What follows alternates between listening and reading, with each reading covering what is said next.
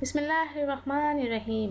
अस्सलामुअलैकुम, welcome to my channel Hasina beauty tips. I am doctor Manoor और मेरे चैनल पर आपको बहुत कुछ मिलेगा, like beauty tips, health tips और बहुत सारे वसाइल।